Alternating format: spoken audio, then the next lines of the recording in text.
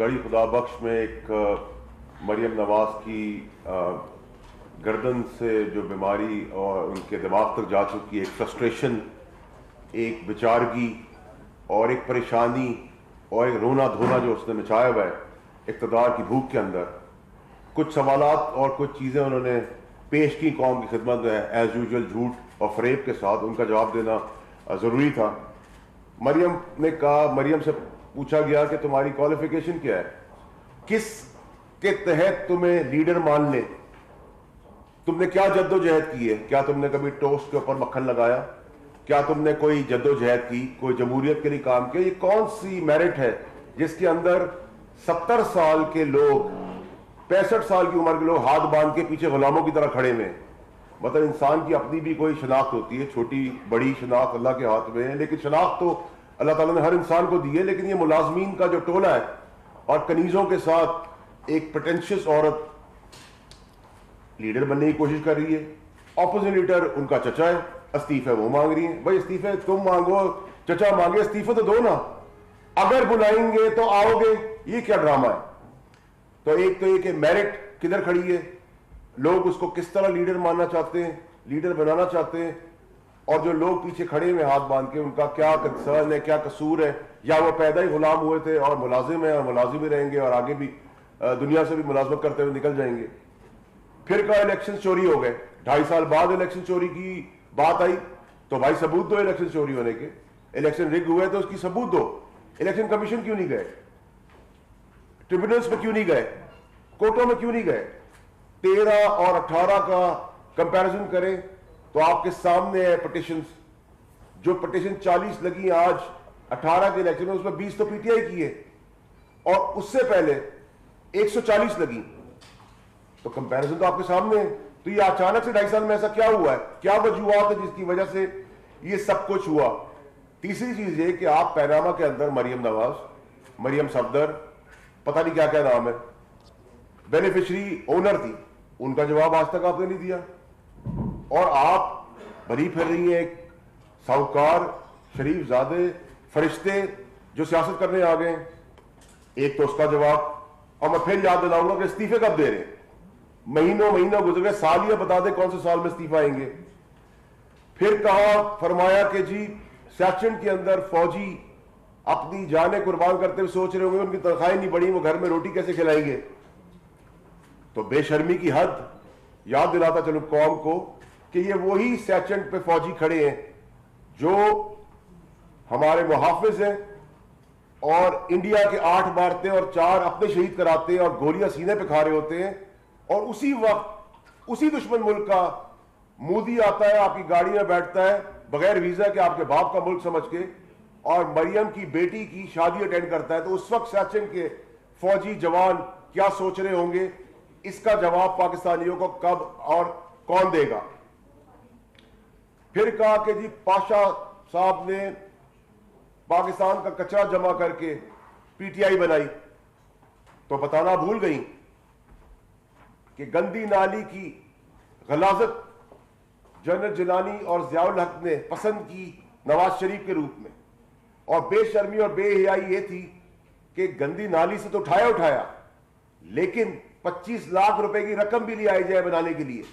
ये धोखेबाज आज बड़ी बड़ी जमहूरी बातें कर रहे हैं। ये भी तो बताएं कि इनका बाप का, इनका सियासी माजी क्या है।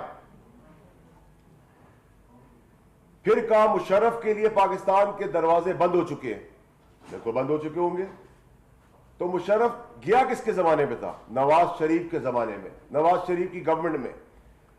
अगर मुशर्रफ के लिए दरवाजे बंद हो चुके हैं, नवाज शरीफ के लिए भी दरवाजे पाकिस्तान के बंद हो चुके हैं उस मफरूर भगोड़े के। कहा सलाम है उन जजेस को जिन्होंने मुशर्रफ को सजा दी। बिल्कुल सलाम है। तो क्या सलाम उन कोर्ट्स को नहीं है जैसे तुम्हारे बाप नवाज शरीफ को मफरूर कन्विक्टेड चोर इश्तिहारी का तुम्हें कन्विक्ट किया, तुम्हें डिस्क्वालीफाई किया, तुम्हारे पूरे खानदान को मफरूर करार दिया और तुम पाकिस्तान से भागे हुए हो मफरूरी के अंदर, चाहे वो तुम्हारा बाप नवाज हो, चाहे तुम्हारा समधी इसाक डार हो, चाहे अली डार हो, इसाक डार का बेटा, या अली इमरान हो दमाद शहबाज शरीफ का, या हमजा हसन हुसैन हो, सलमान शहबाज हो, ये सारे खानदान के लोग पाकिस्तान में दूध की नहरें बहाकर इन कोटों से ही भागे हुए हैं ना, ये भी तो बताओ। ये बताना भूल गई तुम, तो तुम्हें याद दिलाते रहेंगे। जो तुम्हारी गर्दन हिलती है, जिसका परेशानी तुम्हारे दिमाग को चली गई है, उसका इलाज जो बचपन में नहीं हुआ वो अब जेलों में होगा। उसके बाद कहा कि इमरान खान साहब फौज के पीछे जाके छुप जाते हैं। फौज के पीछे छुप जाते हैं? फौज हर डेमोक्रेटिक इलेक्टेड पार्टी के साथ है, चाहे वो किसी की भी हो। तो आप ये बताएं कि आज इनको आप बुरा भला कह रहे हैं, क्यों बुरा भला कह रहे हैं? उनको तो अपॉइंट आपने खुद किया था चीफ ऑफ आर्मी स्टाफ, उनको तो आपने एक्सटेंशन खुद दी थी, तो फिर आज आपको तकलीफ किस चीज की हो गई है? जब आपके रिश्तेदार आला ओहदों पे बैठे हुए थे, हमने तो इतराज नहीं किया, क्योंकि ना फौज का जमहूरियत में और गवर्नमेंट में कोई काम है, ना गवर्नमेंट का फौज के साथ उनके आम दिनों के मामलात में कोई काम है, पेशेवराना। यह भी आप बताना भूल गई। फिर फरमाया कि सीओडी में जब मेरी मोहतरमा शहीद से मुलाकात हुई तो मैं उनकी फैमिली मेंबर बन गई पीपल्स पार्टी की। बेशर्मी की कोई हद होती है। सीओडी में भी तुम लोगों ने नवाज शरीफ ने पीपल्स पार्टी की पीठ पे छुरा घोपा, धोखा दिया, फरेब किया, इलेक्शन बाइकआउट कर कर पतली गली से निकल गए और इलेक्शन लड़ने आ गए, क्योंकि इक्तदार का जो हवस है वो उस वक्त भी खत्म नहीं हुई। और वो मोहतरमा शहीद जिसकी कब्रिस्तान में तुम कल बैठी थी बेशर्मी के साथ, तुम्हें शर्म नहीं आई जब तुम्हारे बाप ने, नवाज शरीफ ने उसकी कैरेक्टर असैसिनेशन की, किरदार कुशी की, जहाजों से उनकी और उनकी वालदा के लिए बातें की। तुमने कहा कि तुम्हारा भी कंपैरिजन बीबी के साथ है। बीबी शहीद ऑक्सफोर्ड की पढ़ी हुई थी, नेचुरल औरत थी, दलेर औरत थी, डेमोक्रेसी के लिए काम किया था। तुम नालायक हर कॉलेज से निकाली गई, सिफारशी, पोटेंशियस, सिवाय कनीजों की वाह के अलावा तुम्हें आता क्या है? तुमने कहा कि कराची में मेरे कमरे में अटैक हुआ, तुम्हें उस वक्त भी शर्म नहीं आई कि तुम उस वक्त भी कहती जिस बेचारे शौहर ने वो सख्त टाइम काटा उसका नाम लेते हुए तुम्हें शर्म आई? तुमने वो भी क्रेडिट अपने खाते लिया अपने बाप की तरह। उसके बाद आप आ जाए इकोनॉमी के ऊपर। कल बड़ी बड़ी बातें की गई। इकोनॉमी में बताना भूल गई तुम कि पाकिस्तान की सबसे बेहतरीन टेक्सटाइल पॉलिसी इमरान खान के एतवार में हुई। सियालकोट, फैसलाबाद, गुजरांवाला में पहली दफा पाकिस्तान की हिस्ट्री में हुआ है कि लेबर मिलना मुश्किल हो गई है, क्योंकि सब 24 घंटे राउंड द क्लॉक काम कर रहे हैं। स्टॉक एक्सचेंज को आप देखें, सीमेंट को आप देखें, कार मैन्युफैक्चरिंग को आप देखें, बाइक्स को आप देखें। नेशनल बैंक ने 26 बिलियन का फायदा किया 9 महीने में। एक सियासी लोन नहीं, एक सियासी भर्ती नहीं। आरिफ उस्मानी और उनकी टीम को मुबारकबाद पेश करता हूं इमरान खान साहब की तरफ से। ये सब चीजें बताना भूल गई तुम। और आखिर में 2 चीजें। जरदारी साहब ने बड़ी जबरदस्त बात की, क्योंकि प्लेयर तो वही हैं। उन्होंने कहा मैं दूध में से मक्खी निकाल लेता हूं, और इसी तरह पीडीएम को मक्खी की तरह उठा के दूध से बाहर फेंका और अपने आप को डिस्कनेक्ट किया और कहा जमहूरियत जो है वो सबसे बड़ा रिवेंज है। इसका मतलब कोई इस्तीफे नहीं आने वाले। तुम तालियां बजाओ बरसी के ऊपर जहां दुआ पढ़नी चाहिए, तुम नाक रगड़ो, तुम फूल चढ़ाओ, तुम जिंदाबाद के नारे लगाओ पीपल्स पार्टी के। तुम्हारी जिंदगी में अब यही चीजें रह गई हैं। तुम्हारा जो ख्वाब है वजीर आजम हाउस का और तुम्हारे बाप का जो मफरूर है, जो भागा हुआ है, भगौड़ा है, जो इश्तिहारी है, वो कभी पूरा नहीं होने वाला इंशाअल्लाह। तो उन्होंने कहा कि democracy is the best revenge.